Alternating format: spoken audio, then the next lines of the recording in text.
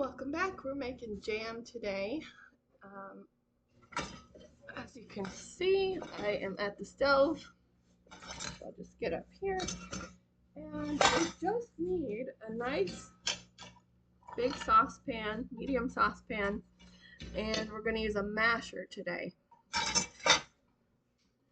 And what I'm going to do is make this jam with only 3 ingredients. 3 very natural whole foods ingredients. I like to use frozen fruit, and of course you can use any fruit you want, but this is so convenient. You know I love to use the freezer. And we're going to use 1 pound of frozen fruit, which for me is going to be strawberry today.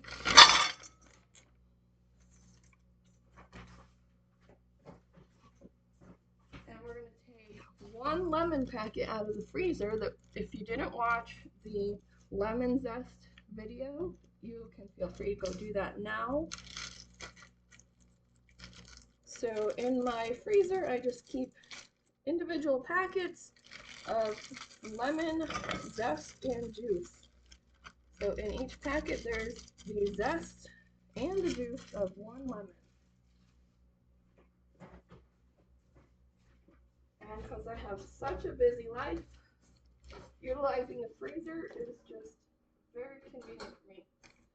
And then we're going to do 1 cup of sugar. And since the stove's not on yet, I'm just going to pull this over here and remind you that when we measure, we're going to get it all the way up to the top of the measuring cup and use a nice straight edge of the back of the knife so we get a really nice exact measurement.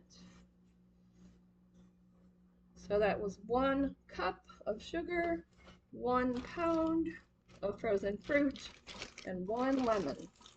Very simple.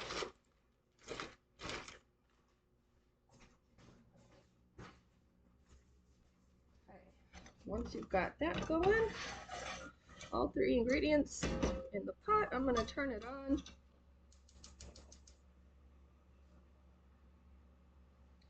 And right now, mine's at about a medium high, and my pan is really nice and heavy and thick.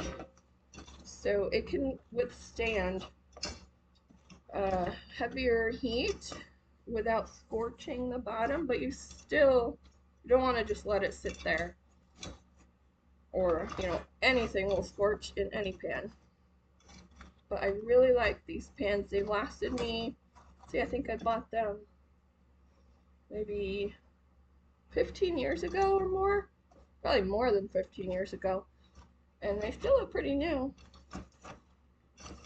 These are the stainless steel ones, super easy to clean. And I think inside there's some layers inside there, copper, and I don't know if there's anything else, I forget. If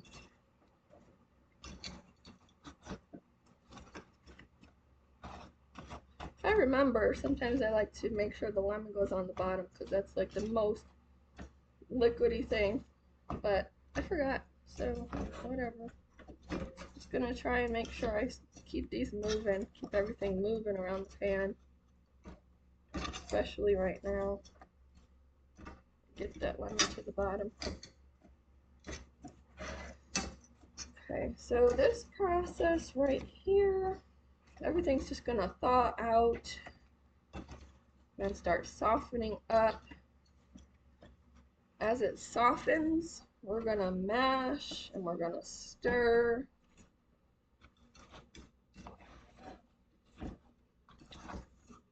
Now, the reason for the lemon is that citrus contains high amounts of pectin, which is what helps the jam to gel. And some people can buy pectin at the store and add that in, that's fine, but I've always been a big fan of just utilizing whole food ingredients whenever possible. Not that I don't eat a bunch of junk, which I do.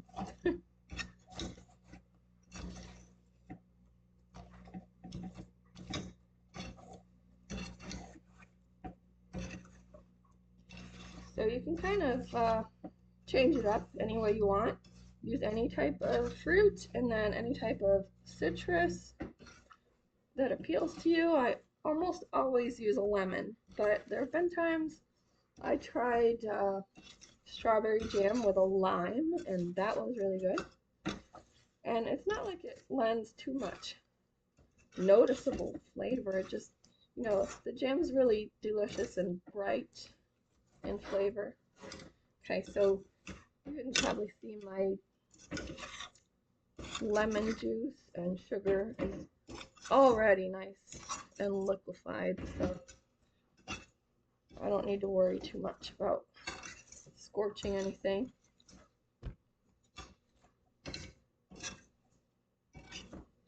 And I don't like hard and fast rules, so you might notice the more you watch this channel, I'm not going to give you like exact times and exact levels on your flame, because we're kind of building that sense. We're building our senses here. If I tell you to put cookies in the oven and I say, well,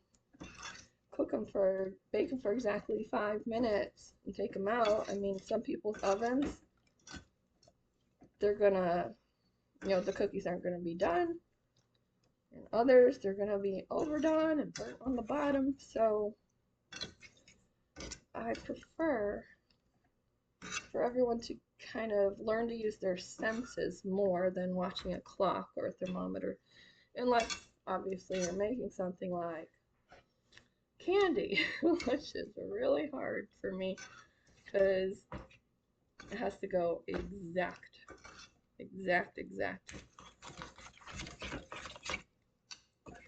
Okay.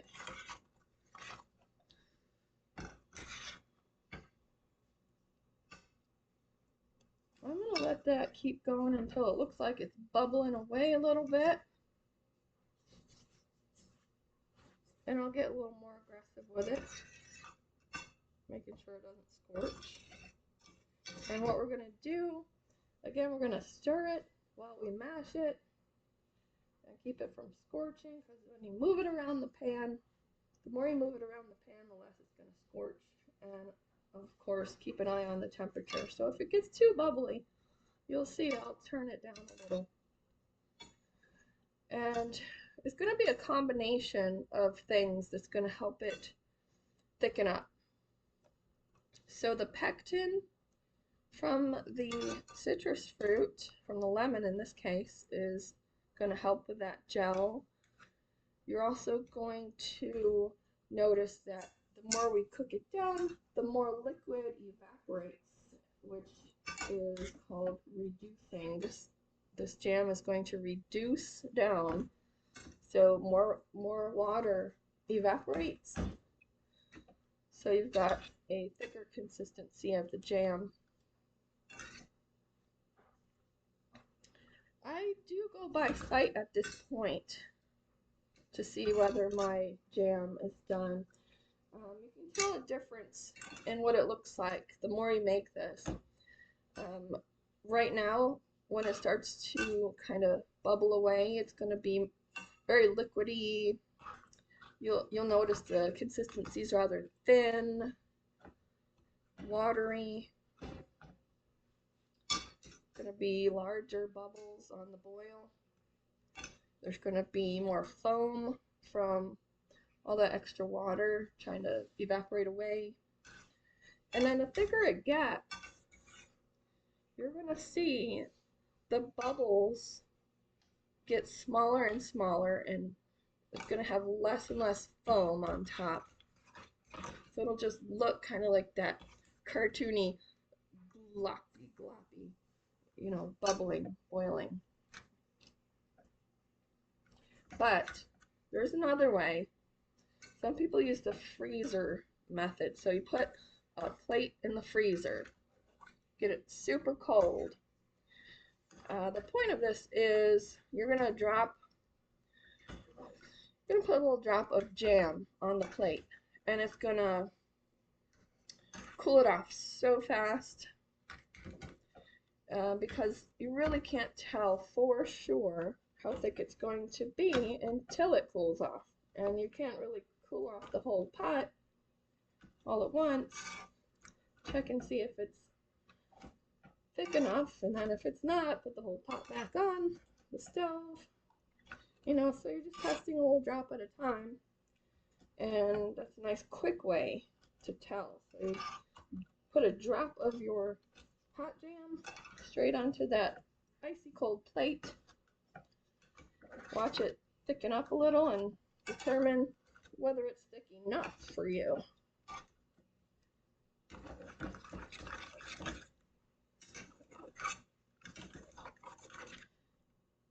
I just find this recipe so simple and so good, even compared to any kind of store-bought jam. Only bad thing is that it gets eaten up real fast.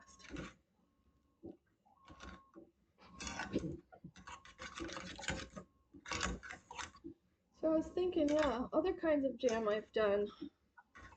I have done strawberry with a lime instead of a lemon. Of course, most of the time I use a lemon, and I'll do strawberry jam or blueberry jam. I've done peach jam, is really good.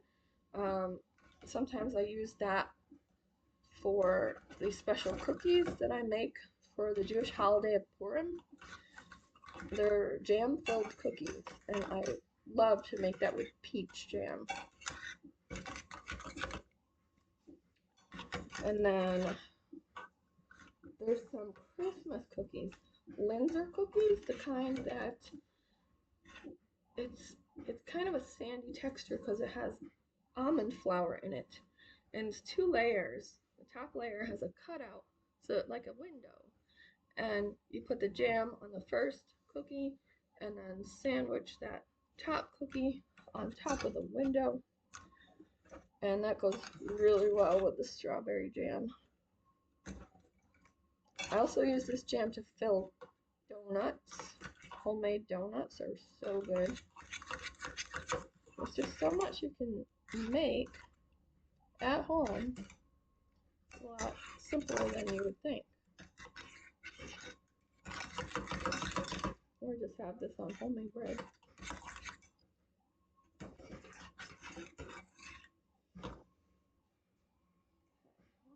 think I could stand to have this heat up higher. So we're at medium high now.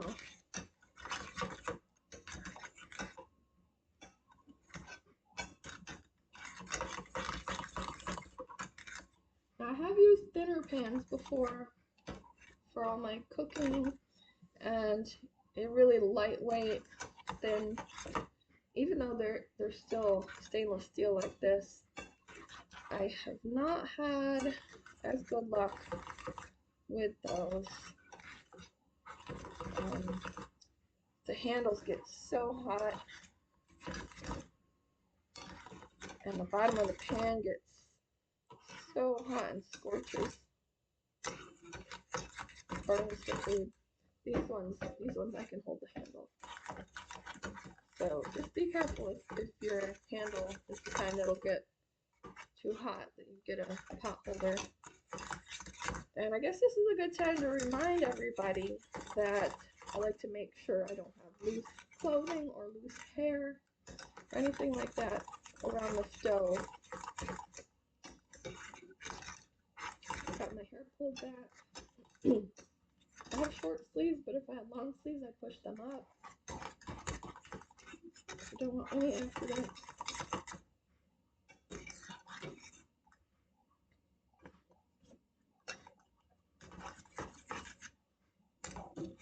And just use your judgment. When I taught my cooking class at the homeschool co-op, it was middle schoolers or high schoolers, so basically teen cooking. and they were amazing. They made everything that I showed them just, their families were so happy to be able to enjoy all that food. So really anybody can do it.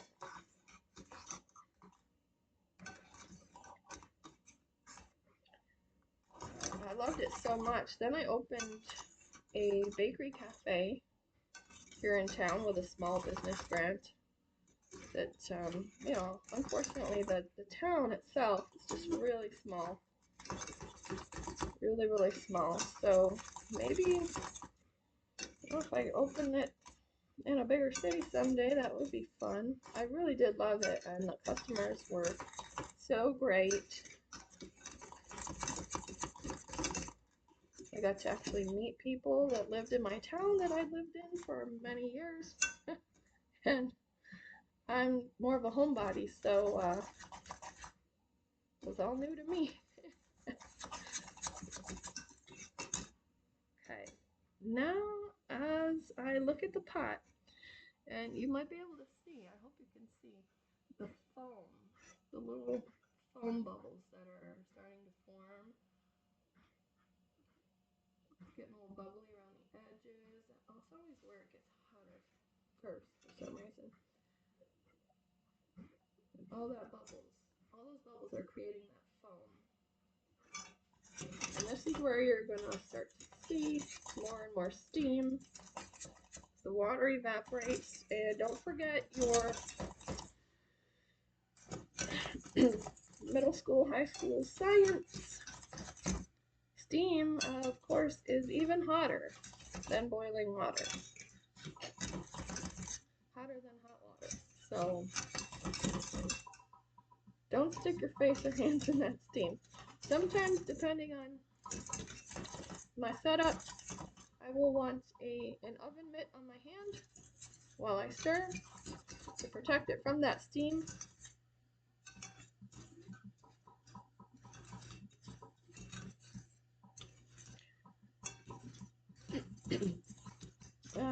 If you want to comment below and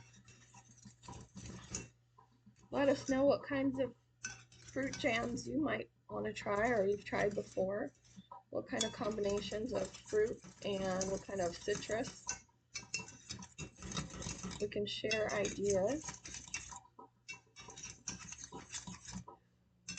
I always like those triple fruit spreads. They sell in the store too. So sometimes I mix a few different kinds of fruit. As long as you just end up with 1 pound of fruit, 1 cup of sugar, 1 lemon, or you know, whichever kind of citrus you want. Obviously an orange is going to get you a lot more liquid. So if I were going to do an orange, I might even just use half of it, unless I wanted a really, really strong orange flavor. The liquid, of course, can always evaporate away. So now that this is even hotter, even more bubbly, I'm going to turn it back down a little closer to medium.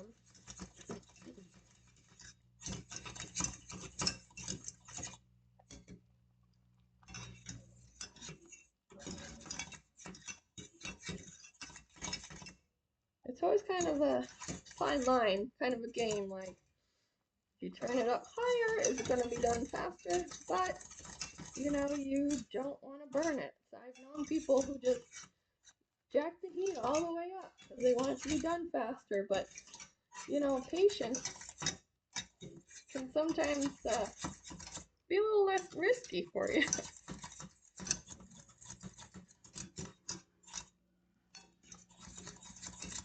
So you don't burn your food and destroy whatever you're trying to make here.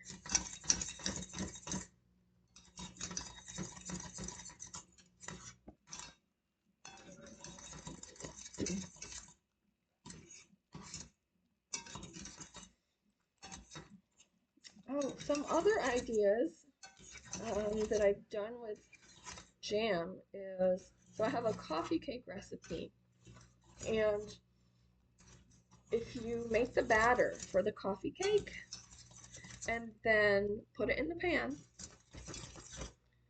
And then swirl this jam in.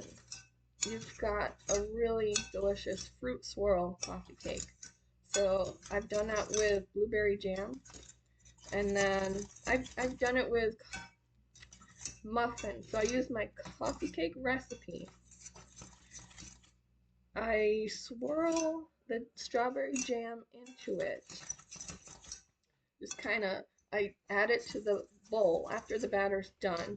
I don't mix it all the way so that it can just kind of swirl in there.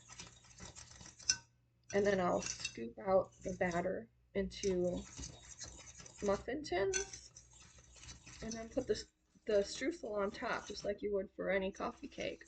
So then you've got strawberry streusel coffee cake muffin.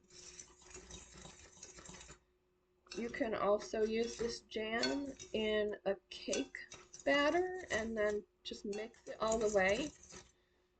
And the thickness of the jam is what helps the batter not to get too liquidy. Because if you were to pour some liquid into your batter or just throw strawberries into the batter, it's possible to get too liquidy and it wouldn't bake properly. So by making it into a jam, you're going to have the consistency of what you're adding to the batter is going to be close enough to the consistency of the batter that it's not going to mess it up.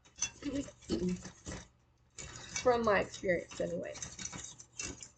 I like to experiment. So I'll mix strawberry jam into my white cake recipe, and then I've got strawberry cake. So you can't really do that with the frosting though, I've noticed. If you do end up trying to make a cake that way, for the frosting, what I like to do is instead of trying to add jam to the frosting, which for some reason doesn't work out the way I'd like, what I do is I find those freeze-dried fruits, like freeze-dried strawberries, if I want a strawberry frosting. Crush them up really fine so they're basically a powder. Add that to your frosting. So now you're adding dry frosting to your powder. That works really well.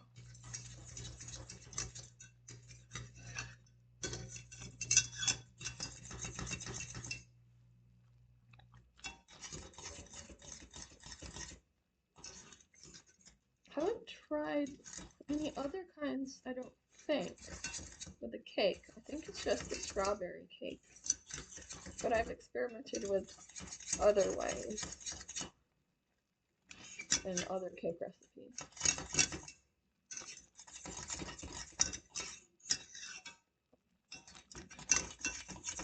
So comment below if you have any experiments or flavors of cakes or jams or anything that you think would be a good idea, or if you'd like to have me try something on camera here. I mostly use my white cake recipe for experimentation. Turned it into strawberry cake. I've turned it into maple cinnamon cake. I've turned it into orange creamsicle cake.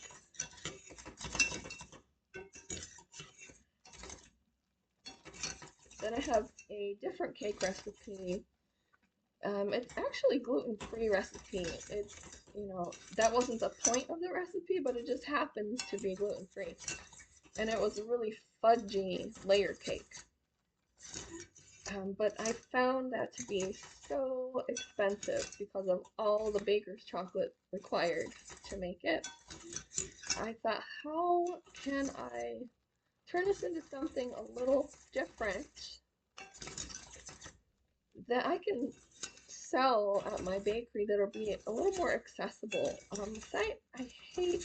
really hate charging more money than I have to charge.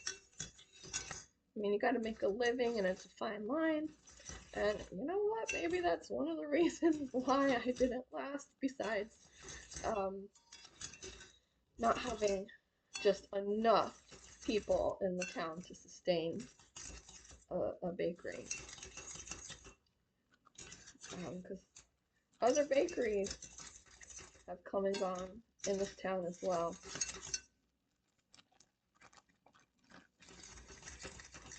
But that recipe that is gluten-free by chance, because it uses almond flour only and a lot of eggs, what I did with that was, instead of doing a chocolate, I made it into a lemon cake with the almond flour. And then the layers of that cake, I did a whipped cream, homemade whipped cream, of course. Everything's homemade from scratch. And then I did a blueberry jam. Let it cool completely, chill in the fridge. And then I folded that blueberry jam into the whipped cream. You got to do it carefully so you don't break up all the fluffy air that you've whipped into it. And then you had a blueberry whipped cream. So that actually does work out okay, I've noticed. So you can take a jam and fold it into your homemade whipped cream and use that between layers, cake layers. So then I had a lemon blueberry layer cake that was so fluffy and so light and delicious. And that sold well. You could probably do the same thing with the strawberry lemon.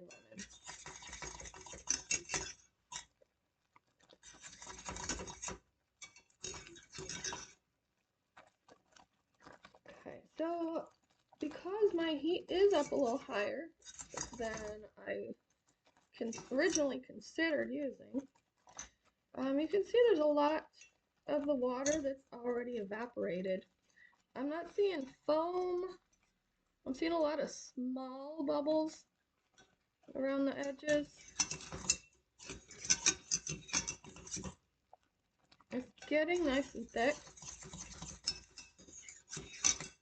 And when this cooks down, I've noticed I get about, let's see, let me get out a nice little cup here.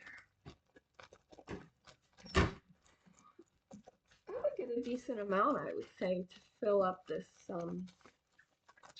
8-ounce container.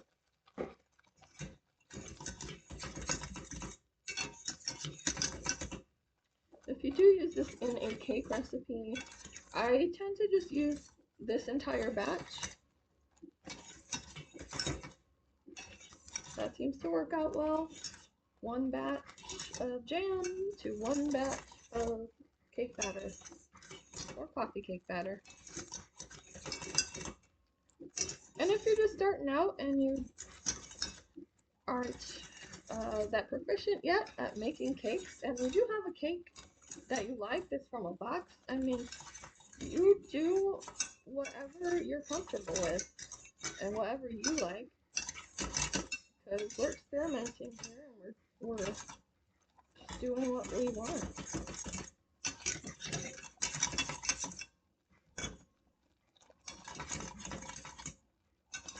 But I am going to show you how easy it is to make all these things from scratch. And at this moment of making this video, I haven't made one yet about on making cakes, so that will come though.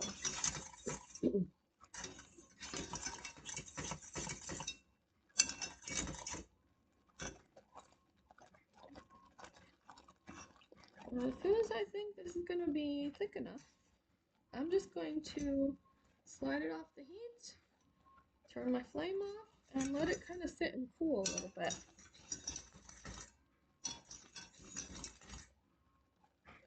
Then I'll pour it into here, and it keeps really well in the freezer if you don't need it right away. I like to do things in stages because my life is so busy, and I'm sure a lot of people are so busy. You might think, oh, I don't have time to do all this cooking from scratch. My helper is the freezer. If you have a nice chest freezer, even better. I like to do things ahead of time and small easy stages. So if I'm gonna need jam for something, let's say, so Hanukkah comes up, that's when it's traditional to make strawberry donuts, jelly donuts, any kind of jelly donut. So I will make this jam way ahead of time, pop it in the freezer, and then it'll be ready for me when it's time to make the donuts.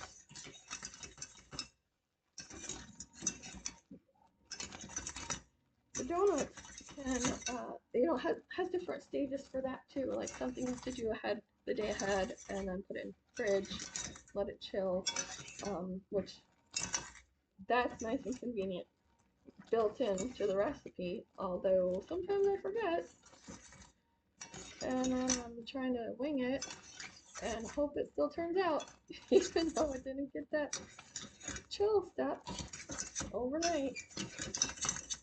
But that's another thing you're gonna do.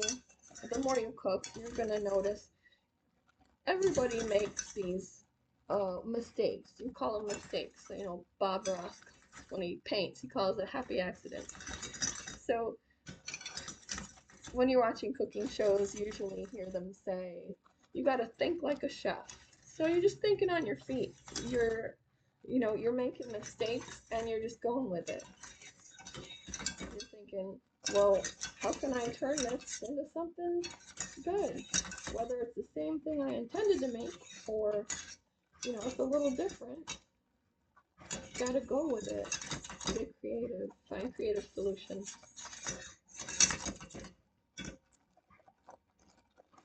So, it's getting pretty gloppy. It's like that gloppy kind of boil right now. Where it's not like just water boiling. That cartoonish boil to it. So for me, that's kind of a sign. It looks nice and thick. Obviously, it's not going to look as thick as jam because it's hot. That's the only reason. The heat makes it liquid. But I can see, as I turn it around the pan, that it kind of wants to stick together. It's not just running like water. So, I'm going to turn this off, set it aside, and then later, when it's a little cooler, and I feel more comfortable putting it in this plastic container, I will do that and either put it in the fridge or the freezer. So, that's it for jam, and I hope you join me next time and let me know what you'd like to see next. Bye!